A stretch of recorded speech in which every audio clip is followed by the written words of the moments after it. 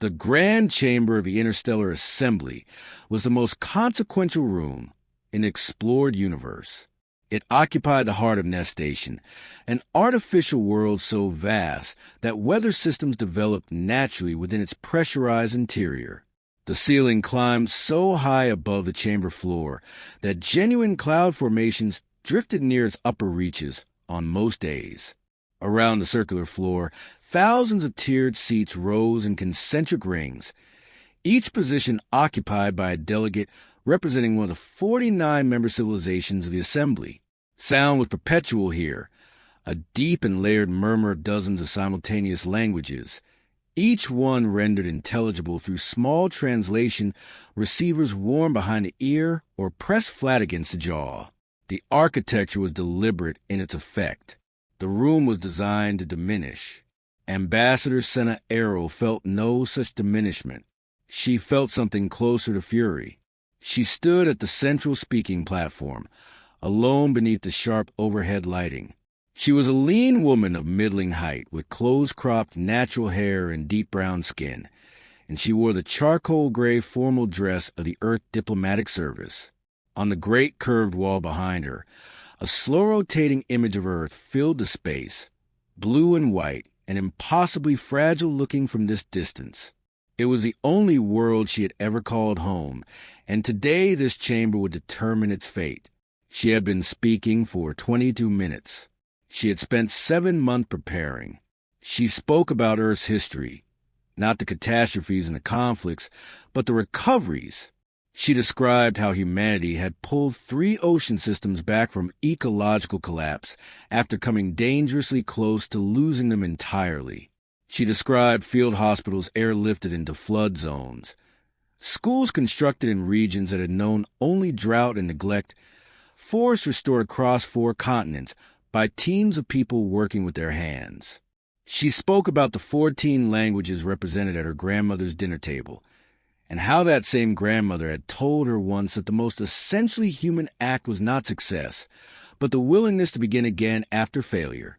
She was asking the Assembly to grant Earth full membership, not a courtesy title, not an observer classification, but a genuine seat with a genuine vote and a genuine voice. No one was listening. She could read it in their expressions, or in whatever served that function for each of the 49 species gathered around her. The Vorin, tall, pale beings with elongated skulls who had convened this session, had already settled back into their chairs with the posture of people waiting for something tedious to conclude. The Karati, 6 slim creatures from the frigid satellites of the outer reaches, were conducting their own quiet conversation. The Cellari, ancient and blue and almost translucent, were absorbed in their own screens. Chief Arbiter Vason of the Vorin, who presided over the full assembly from an elevated central position, raised one long finger. A soft chime moved through the hall. The floor is closed. Senna stopped speaking. She looked up at Vason. Ambassador Errol. Vason said in the flat, even tone that the translation systems gave all Vorin speech, as though they were reciting from prepared documents. The Assembly thanks you for your address. The matter before this body today concerns not Earth's history, but Earth's present standing. He touched the panel before him, on the great wall behind Senna. Her image of Earth was replaced by a long, formal document.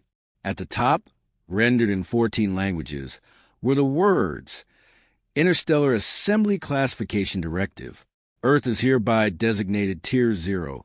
Vason continued. No assembly seat. No interstellar military authorization. No sovereign defense perimeter beyond the inner boundary of your home system. The enforcement fleet will arrive within 85 standard cycles to confirm compliance. Senna did not move. She kept her eyes on Vason. That is an execution order, she said. Her voice did not waver. Vason tilted his head, the Vorin gesture for measured disagreement. It is a classification. Earth retains full authority over its internal governance. You are simply not prepared for full membership. Not prepared, she repeated. The vote was conducted this morning, he said. 39 in favor, 8 abstentions. No votes against. No votes against. Not one civilization had raised an objection. Two large Voran security officers materialized at the edge of the platform. They did not approach her. They did not need to. She picked up her data tablet, turned, and walked out of the center of the room. The chamber doors parted automatically as she reached them. They closed behind her with a sound like a door that would not be opening again. She stood alone in the corridor outside. The hallway was white and seamless and evenly lit. It smelled of recycled air and nothing else. She pressed her back against the wall and looked up at the ceiling for a long moment. 85 cycles, roughly 3 months, Earth time. She transmitted the message to Earth before she had even boarded her transport vessel.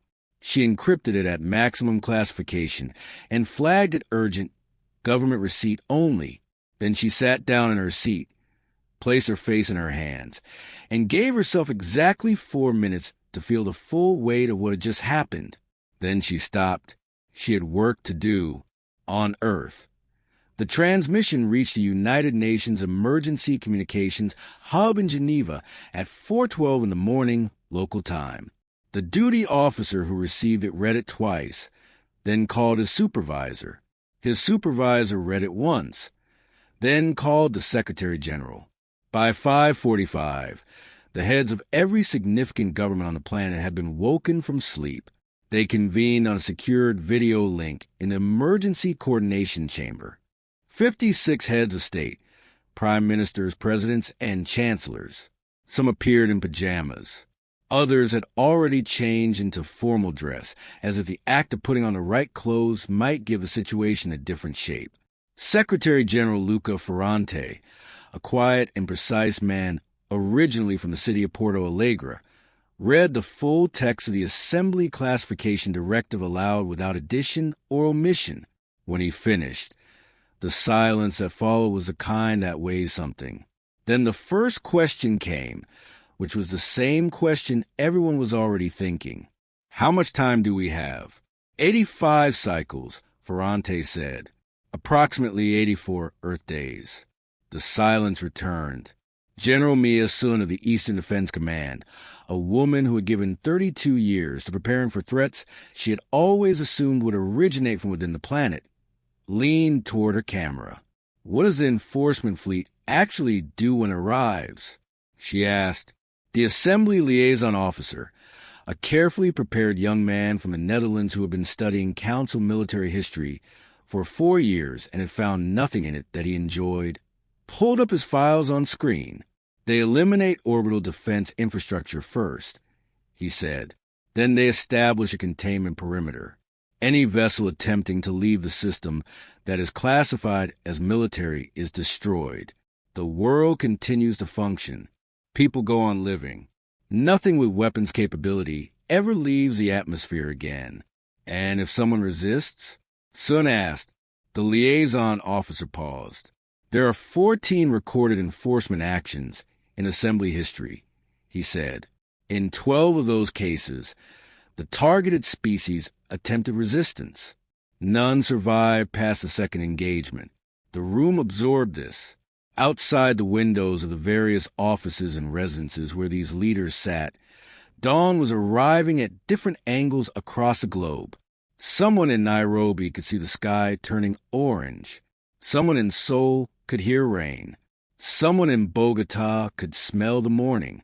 Ferrante looked at the faces arranged on his screen.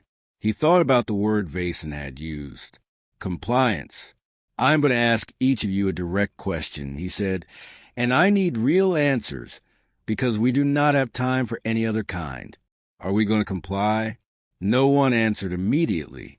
Then, one by one, they began shaking their heads. Not one of them said yes. Ferrante nodded slowly. He had expected this. He had hoped for it.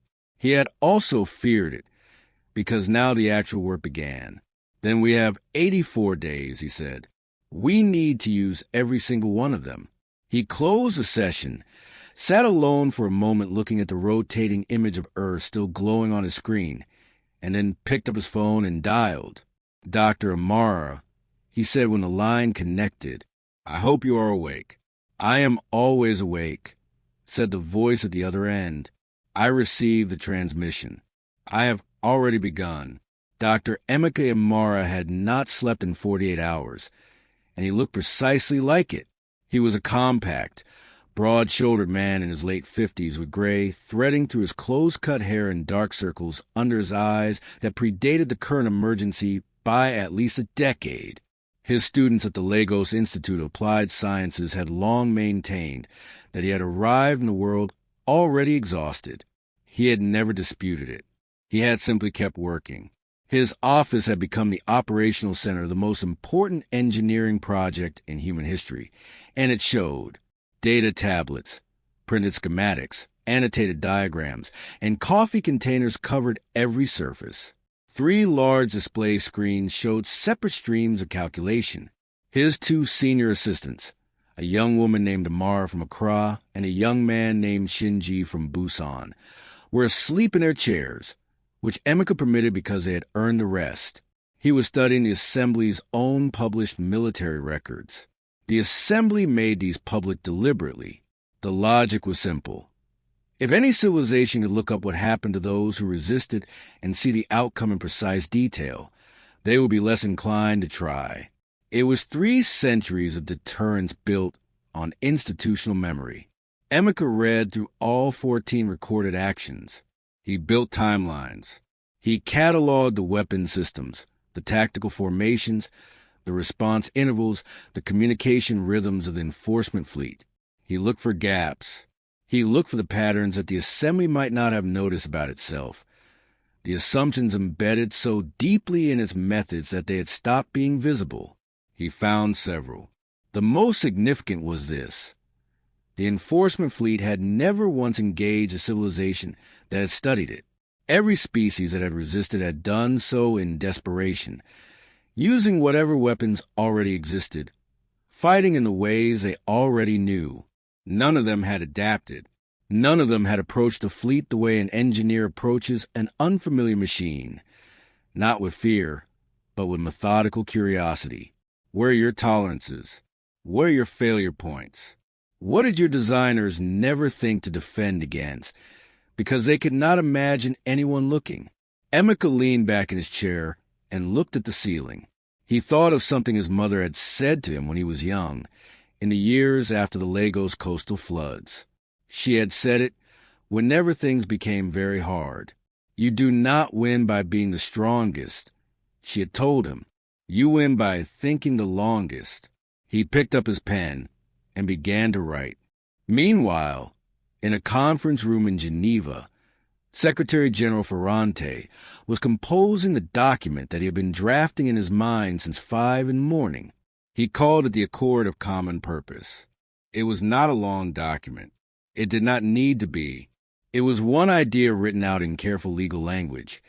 Every nation on Earth agrees, effective immediately, to set aside every border dispute, every old tension and new grievance, and every unresolved competition, and to function as a single coordinated body for the duration of this emergency. He had expected pushback. He had not expected the speed. By noon, he had spoken to 43 governments. By 3 in the afternoon, he had spoken to all of them. By 8 in the evening, the document was complete. By midnight, less than 20 hours after the emergency session, the Accord of Common Purpose had been signed by every nation on Earth. It was the fastest multilateral agreement in recorded human history. Commentators struggled to characterize it.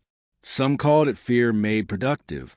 Some called it the activation of something that had always been present in the species, but had never before found sufficient cause to hold together long enough to matter. General Mia Sun was not interested in commentary. She was interested in shipyards. She had spent the afternoon in direct contact with the directors of every major space construction operation in the solar system. Luna maintained 2 large fabrication yards. Mars operated 4. Across the asteroid belt, dozens of deep space platforms and mining operations held components that, properly organized, could be assembled into at least 7 additional facilities within weeks. All of them have been producing the same categories of vessel for the past 12 years. Colony transports, cargo haulers, long-range science ships, large slow vessels designed to carry people and supplies safely across interplanetary distances. I need you to stop, she told each director in the same flat, direct voice she used for all things that mattered. I need you to build something else. She did not specify what. Not yet. That part belonged to Emeka. He had asked for 72 hours. She gave him 48. He delivered in 34. The briefing was held in a secure chamber beneath the UN headquarters building in Geneva, chosen simply because it existed and was already secured. It was a plain gray room with a long table and too many chairs, smelling faintly of old coffee and recirculated air. Emeka stood at the front with his screen, his notes, and an expression that General Sun had learned to identify over the 2 years she had known him. It was the look he wore when he was about to say something that no one else had yet thought to say. The Assembly believes Earth is helpless, he said, without greeting or preamble. They are wrong, but not for the reason you might assume. He displayed his first diagram. Every civilization the Assembly has enforced against shared one characteristic. At the moment of enforcement, they were approximately where the Assembly expected them to be. They had the weapons the models predicted. They had the ships the models predicted. The Assembly's projections were built on those assumptions as a foundation. He moved to the next image. It showed Earth's total industrial output, not military production specifically, but aggregate manufacturing, energy processing, and raw material throughput. Earth was never assessed as a military power, so the Assembly never built a military model for us. But here is what that assessment missed. The infrastructure we constructed over 4 decades to support solar system colonization is, with targeted modification, among the most capable rapid production capacity in this region of the galaxy. We did not build it for conflict. We built it for survival, because that was what we needed. But the infrastructure does not particularly care what we use it for. The room was very quiet. I need 6 weeks, he said. I need every shipyard, every fabrication platform, and every engineer in this system who has ever worked with propulsion or material science. I need the Accord Common Purpose to mean exactly what it says. And I need everyone in this room to stop calculating what we cannot do and start calculating what the Assembly never thought to model. General Sun looked at him steadily. What are you going to build? She asked. He smiled, briefly, and it was not a relaxed smile. It was the expression of someone who has already resolved a very difficult problem and is waiting for the rest of the room to arrive at the same understanding. Something they have never encountered, he said. On Luna, the first colony transport was already being disassembled. Its propulsion units were being extracted from the housing. Its hull plating was being stripped back to the structural frame. The workers doing it were not troubled by the task. They had read the Accord. They understood what it meant. On Mars, the director of the Olympus Fabrication Complex, a tough and efficient woman named Rena Halvorsen, had already begun reassigning her full workforce without waiting for instruction. She had read Emeka's preliminary technical notes, which had been distributed to all senior engineering directors that morning, and she had understood immediately what was being asked. She gathered her staff in the main assembly bay, 300 workers standing between the exposed structural ribs of what had been scheduled to become a deep space research vessel. We are going to do something that has not been done before, she told them, and we are going to do it quickly. I do not want to hear that something cannot be done. I want to hear how long it will take and what resources you need. Nothing else. Nobody asked whether they were going to win. There was no time for that question. Deep in the outer system, beyond Neptune, beyond the scattered belt of ice and rock, the first advanced scouts of the enforcement fleet had already entered the solar system. They were small vessels, fast and quiet, designed to observe and transmit. Their assignment was straightforward. confirmed that Earth was compliant or still unaware, or in the early stages of the kind of helpless agitation the assembly had observed many times before. Their instruments showed a solar system that appeared largely undisturbed. Elevated activity registered around Luna and Mars, but nothing their analytical models flagged as concerning. A Class Tier 0 world always produced some brief increase in activity before compliance settled in. It was a documented pattern. The scout commander filed her report. She noted the activity. She assessed the threat level as negligible. She had never been more wrong about anything. The enforcement fleet crossed what Earth analysts had taken to calling the frost threshold, the informal boundary near Jupiter where the solar system grew cold and dark and the ice moons began on a Wednesday. Fleet Commander Catherine, commanding the fleet's lead division aboard the Voran vessel designated the Enduring Patience, a name selected to communicate to subject worlds that the assembly was ancient and had no reason to hurry, expected to find empty space and a silent world somewhere in the distance beyond. What he found instead required him to stop entirely. He was standing on the bridge of his flagship when the lead sensor officer made a sound that in Voran body language occupied the space between confusion and alarm.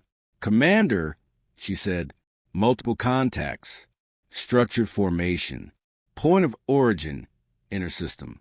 Catherine crossed her station and looked at the display. There were ships, not a handful or a patrol element, but hundreds of them, arranged across a wide arc of space positioned between the fleet and the inner planets. They were not arranged in a line, which was a defensive formation every previous subject species had instinctively adopted.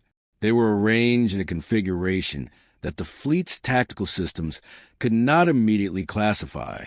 It resembled, in a way that no one on the bridge could immediately articulate, a net. "Classification," Catherine said. "Unknown configuration," the officer replied. "Hull composition is consistent with Earth manufacturing. Design profiles do not correspond to any vessel class on record." That was the moment Catherine should have stopped to think. That was the moment a differently inclined commander might have called for additional analysis, deployed probes, taken the time to understand what he was looking at before proceeding. He had 31 years in the assembly military. He had never had reason to do that before. He gave the order to advance. The fleet moved forward in its standard suppression configuration, a wedge of the most powerful vessels at the forward point, designed to punch through defensive resistance and scatter the opposing force before it could consolidate. It was a configuration that had succeeded 12 times previously. The assembly had a maxim among its strategic planners. A method that has always worked is a method you trust. The human ships did not move. They held as the fleet approached. Catherine watched them on his displays, waiting for the thing that always happened at this stage. The fracturing of formation, the individual vessels that began to peel away or cluster together in the instinctive groupings that fear always produced. Fear was consistent. Fear always expressed itself the same way. It caused order to disintegrate. The human ships held. He opened a communication channel. Standard protocol. "This is Fleet Commander Catherine of the Interstellar Assembly Enforcement Division, operating under the authority of the Assembly Council and the Classification Directive. You are directed to stand down and permit enforcement transit. Any resistance will be treated as a hostile act. You have one standard time unit to comply."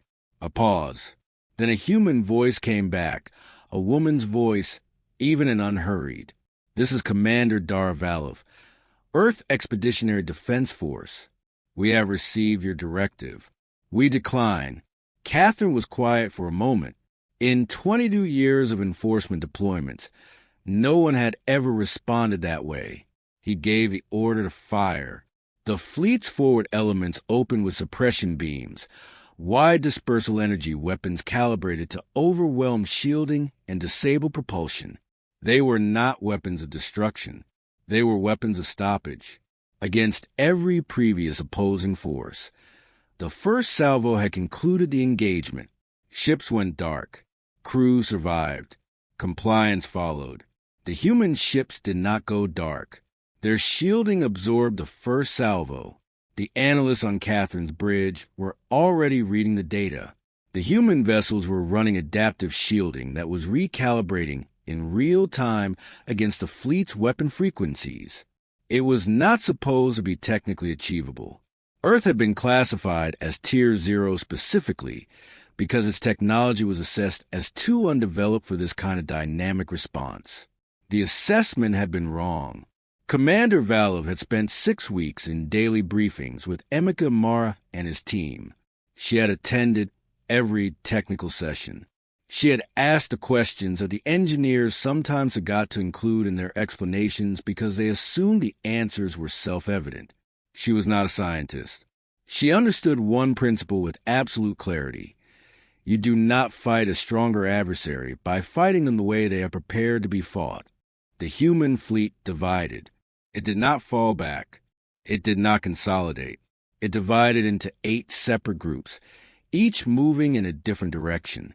And then it began to do something that no Voran tactical model had anticipated. It vanished. Not literally. The ships were still present, but they were consistently absent from wherever the fleet was aiming. Emeka had spent considerable time analyzing the fleet's targeting architecture and had found a structural gap, a processing interval of approximately 3 seconds between the moment a moving target was detected and the moment a firing solution locked. 3 seconds was nothing in conventional combat. 3 seconds was everything when the human vessels had been designed entirely around it, an entire maneuvering doctrine built on a 3-second window. Every pilot had rehearsed it 10,000 times in simulation. Move. The beam follows. Move again before it arrives. The first 6 hours of the engagement produced nothing resembling any record in the fleet's operational history. The human fleet struck the fleet's outer formation from multiple angles simultaneously, then withdrew before the fleet could concentrate a response. They returned from unexpected vectors. They did not attempt to hold positions. They fought to keep the fleet reacting, turning, recalculating. Every time the fleet assembled for a coordinated strike, the human fleet was already elsewhere. And then the human ships began returning fire. The weapons Emeka had designed were not derived from assembly technology. They operated on a different physical principle entirely. The fleet used energy-based weapons, precise and highly effective against conventional shielding. The human weapons used focused kinetic projectiles, accelerated to a significant fraction of light speed. The fleet's shielding systems had been engineered to absorb and disperse energy. They had not been engineered for solid matter, moving at those velocities. The first fleet vessel to take a direct strike lost 2 full deck sections. The second lost its primary drive. By the 3rd hour, 11 vessels in the forward formation had been put out of action. Catherine had not lost 11 vessels across his entire career to that point. He pulled the formation back. He regrouped. He attempted to wedge from a different approach vector. The human fleet dissolved ahead of it and reassembled behind it. He tried splitting his own formation. The humans isolated the separated groups and engaged them individually. He tried holding position and waiting for the humans to commit to a full assault. They did not commit. They maintained pressure with long-range strikes, wearing down his vessels without ever presenting a consolidated target for his full force to engage. At the 6th hour, Catherine did something he had never done in any deployment. He retreated, not far, not permanently. He pulled back to the outer edge of the frost threshold and called a halt to the engagement. He needed to look at the data. He needed to understand what he was dealing with. His sensor officer gave him the numbers. 33 fleet vessels lost. Earth, 11. He sat in his command chair and looked at those figures for a long time. Then he composed a message to the Assembly Council. He wrote it 3 times, searching for language that was accurate without sounding alarmed. He was not certain he succeeded. The Earth Defense Force is not performing within model parameters, he wrote. Their technology substantially exceeds all assessments. Their tactical approach has no precedent in assembly records. I am requesting reinforcement and revised analytical guidance before resuming operations." He transmitted the message. Then he looked out at the stars. Somewhere in the inner system behind that configuration of human ships was Earth. Small, blue, unremarkable, according to every classification document he had ever reviewed. He was beginning to believe those documents had missed something important. In the assembly chamber, Catherine's message arrived during a routine session on interstellar freight protocols. Chief Arbiter Vason read it immediately, set it aside, and told the assembly the situation was being managed and that reinforcements would be dispatched. A younger delegate from the Carity Collective raised her hand. She had abstained on the Tier 0 vote. She had been one of 8. "Perhaps," she said, "we should reassess the technical evaluation of Earth's current capabilities." Vason looked at her with a patient, level expression he used for questions he considered to have obvious answers. "The situation is being managed," he said again. The session continued. The freight protocols were discussed. And in the cold space near Jupiter, the human fleet held its position and waited. Commander Valov walked the length of her flagship after the engagement, stopping to speak with the pilots and crew who had just done the hardest thing any human force had ever attempted. They were exhausted. Some of them were still shaking. Some had not yet fully processed that they had survived the first round, let alone won it. She stopped at the wide viewport at the end of the main corridor and looked out at the stars. Somewhere beyond them, the enforcement fleet was reconsidering. Good. They would return with more ships, and perhaps a different kind of attention. Good again. What came next required their attention to be focused precisely in the right place, which meant she needed to ensure it was fixed in the wrong one. The assembly sent reinforcements. 2 full wings of the enforcement fleet arrived at the frost threshold 12 days after Catherine's first engagement. 12 days was fast by assembly standards. Moving that volume of ships normally required extensive coordination.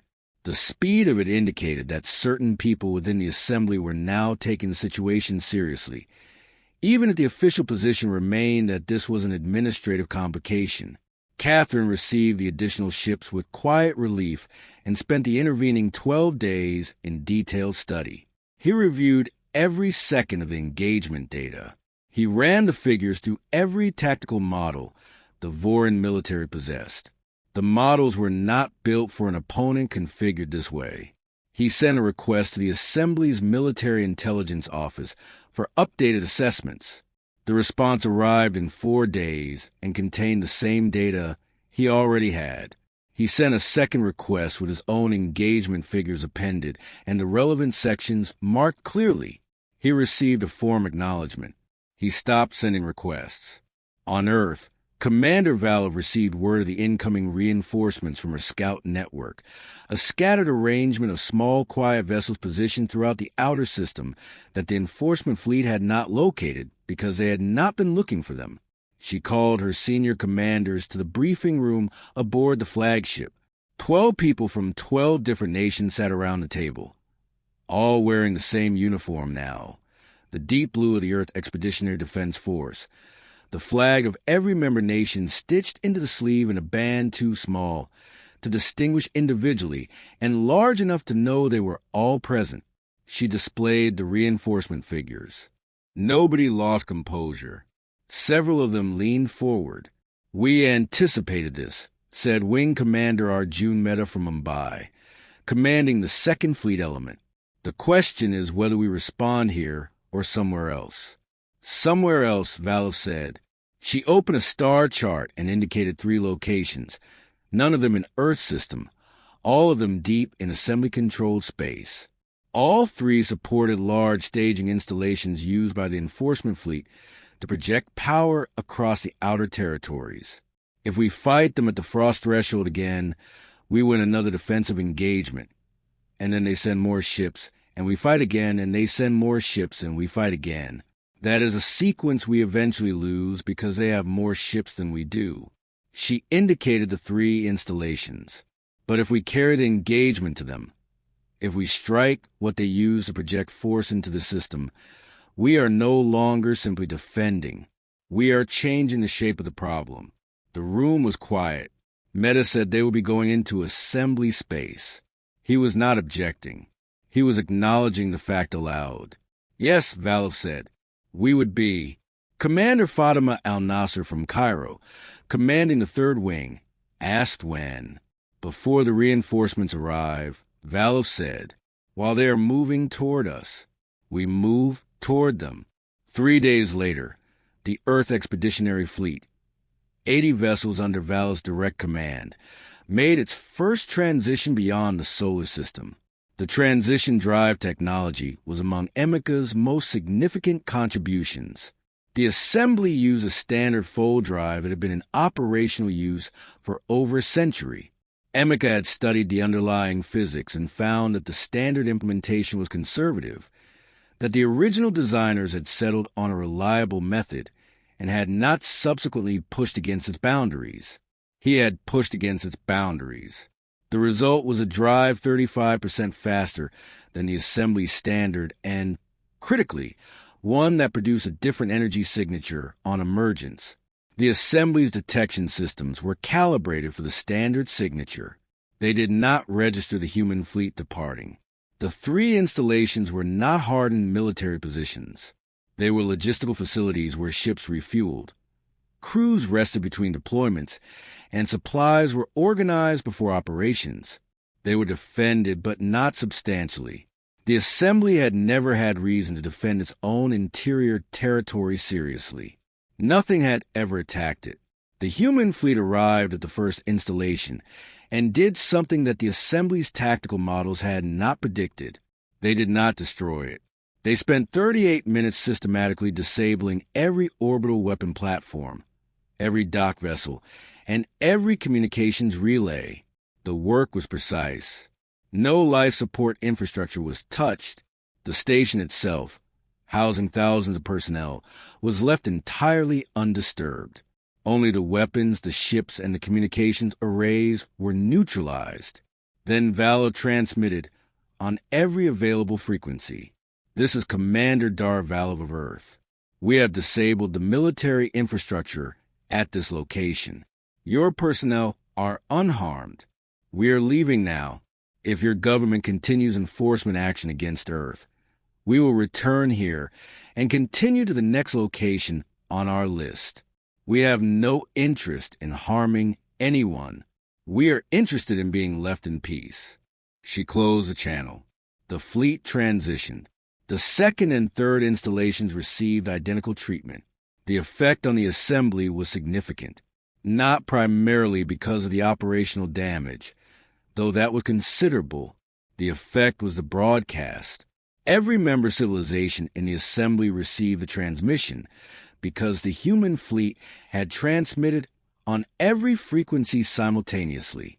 For the first time, the inhabited galaxy heard Earth speak, not through a diplomat being shown out of chamber, but through a fleet of ships that had crossed into assembly territory, done exactly what it said it would do, harmed no one, and left. Back in his office, Emika was thinking about transition corridors. The Assembly's reinforcement fleet was moving toward Earth through a specific set of established jump lanes, the stable gravitational pathways between star systems that made reliable long-distance transit possible. Jump lanes were not physical constructions. They were naturally occurring gravitational phenomena that had been discovered and charted across centuries. They were also, Emika had concluded, susceptible to interference in a way that no one had previously attempted, because no one had previously needed to. He called his device the resonance array. It functioned by generating a precise sequence of gravitational pulses along a lane's entry threshold. The pulses were not large. They destroyed nothing. They simply introduced instability, not permanently, but for a sufficient duration. A vessel attempting to enter a disrupted lane would not be lost. It would emerge from transit in the wrong location entirely, somewhere distant and disorienting but survivable. He positioned 3 resonance arrays at the primary lanes the reinforcement fleet was using. The first reinforcement wing reached the frost threshold on schedule. The second and third wings did not. They emerged from transition at positions scattered across entirely different regions of the galaxy and spent several days establishing their location. In the assembly chamber, reports arrived in sequence. The staging installations neutralized. The reinforcement wings dispersed. Valov's fleet back inside the solar system before any response was possible. Chief Arbiter Vason read the reports without visible expression. Around him, the chamber was in a state of agitation that had no recent precedent. Delegates were standing. Voices were raised. The Carity delegate who had asked about Earth's capabilities weeks earlier said nothing. She watched Vason carefully. He set down the final report, folded his long, pale hands on the table's surface, and said something that in 30 years of assembly service he had never said. "We may have been," he said, selecting each word with visible deliberateness, "incomplete in our evaluation of humanity." The chamber went quiet. The Carity delegate made a short note on her data tablet, marked it for private transmission, and sent it to an address she had been holding in reserve for several weeks. It was the contact information for Ambassador Senna Errol. The note said only we should speak. The message reached Senna Errol's quarters aboard the Earth diplomatic transport at 2 a.m. She had been awake regardless. She had not slept well since the day she walked out of the assembly chamber, and in the weeks since, with the military situation developing better than anyone had seriously expected, she slept even less. There was too much to consider, too much to prepare. A fleet winning engagements was one kind of progress, and Senna had spent her entire career understanding that it was rarely the kind that persisted. The message was from Delegate Cyreth of the Carity Collective. It was brief. It said only we should speak. Senna read it twice. She got up, made tea, and wrote a reply. It said, "I am available whenever you are ready." She had been waiting for something like this, not from the Carity specifically, but from someone. The assembly was a coalition, and coalitions developed fractures under sustained pressure. The 8 abstentions on the day of the vote had always been her thread to follow. She had been waiting for the right conditions, for someone on the other side of the table to feel enough pressure to reach across it. The conditions had arrived. Over the following 4 days, Senna conducted 13 private conversations. She spoke with Cyreth. She spoke with representatives of 4 smaller civilizations that had voted for the directive only because the Vorin had applied quiet pressure through channels that were not formally acknowledged. She spoke with a Cellari scholar who had published a paper 3 years prior arguing that the Assembly's classification framework was empirically unsound. She spoke with a junior Vorin diplomat who told her, in a moment of unusual candor, that significant portions of the Vorin government were alarmed, but that institutional pride was making it very difficult to express this through official channels. "That is useful to understand," Senna told him. She did not use any of it as leverage. She did not threaten. She did not negotiate in the transactional sense. She listened carefully and asked precise questions and assembled piece by piece a clear picture of what the Assembly actually believed beneath the official statements and the formal positions. What she found was consistent. Nearly everyone wanted the situation to resolve. They simply did not know how to resolve it without losing something they could not afford to lose in public. She knew how to help with that. Admiral Valov, in the meantime, maintained the military pressure without escalating it. She did not push deeper into assembly territory again. The 3 installation strikes had accomplished what they needed to accomplish. Earth could reach them. Pressing further would have altered the message from "we want to be left in peace" to "we want something from you." That was a message Senna had specifically asked her not to send. Instead, Valov kept the enforcement fleet pinned at the frost threshold. Any vessel that moved toward the inner system was met with a consistent response. Not destruction, Not serious damage in most engagements, but steady, deliberate resistance that cost the fleet more than it gained. The resonance arrays had been repositioned to block the two primary transition lanes into the solar system entirely. The fleet could not receive reinforcement without rerouting, which added weeks to any deployment. The assembly was, for the first time in its history, effectively stalled. Chief Arbiter Vason formally requested a ceasefire on the 29th day after the initial engagement. He transmitted the request privately through a back channel to Secretary General Ferrante, framed as a pause for diplomatic evaluation. Ferrante read it, showed it to Senna, and asked for her assessment. He is looking for an exit, Senna said. It doesn't read that way. Ferrante said, it doesn't need to read that way for it to be that way. She replied, can we offer him one? She considered the question. Not exactly, she said, but we can offer the assembly an exit. That is different.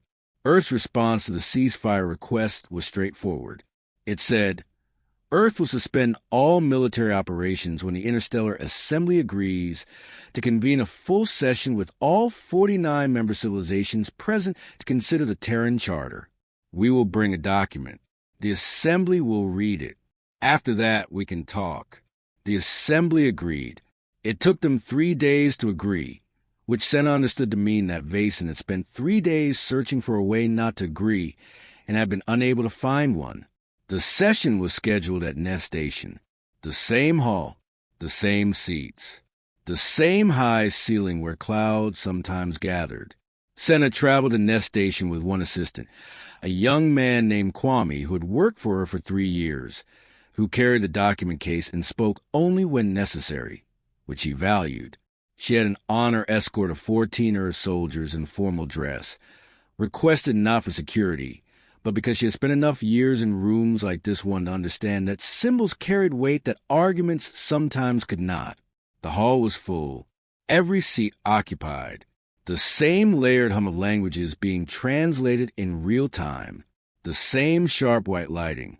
The great curved wall was blank as she entered, a surface waiting for something to be written on it. She walked to the central platform. She did not look at Vason. She looked at all of them. My name is Senna Errol, she said. The last time I stood in this room, you removed me from it. I am back because you asked me to return. I think that tells you most of what you need to know about how the situation has changed. Something moved through the hall, not quite laughter, not quite discomfort, something between the two. She had Kwame place the document on the platform surface. It was 220 pages. It was called the Terran Charter. I am not going to read this to you, she said. You are capable of reading it yourselves. But I am going to tell you what it contains in clear terms, so there is no uncertainty about what Earth is asking for. She looked out at the 49 civilizations assembled in front of her. We are asking for a permanent seat on this assembly, a real seat, a vote, a voice. We are asking for full legal standing under assembly law for Earth and for every other world currently designated Tier 0. We are asking for the classification directive to be dissolved, and we are asking for an independent scientific review of the classification framework, conducted by researchers rather than administrators, to determine whether it has any legitimate empirical basis. She paused. In return, Earth will stand down its military operations, dismantle the resonance arrays blocking your transition lanes, and return to the role we should have occupied from the beginning. A member of this community, working alongside you, not in opposition to you. The hall was quiet.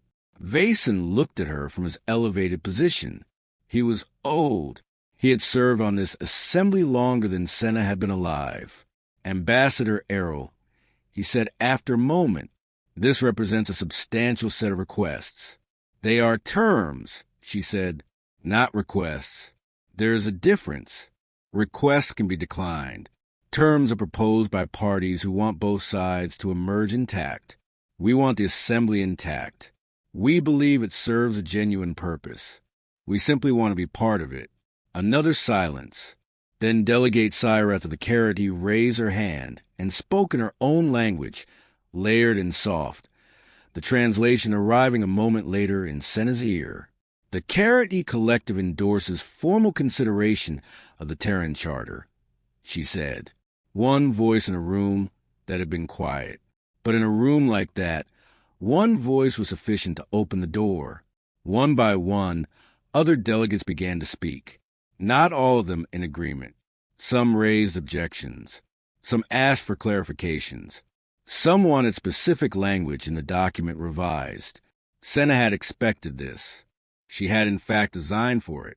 The charter had been written to be negotiated, with room built in for the Assembly to push back and feel that it shaped the outcome.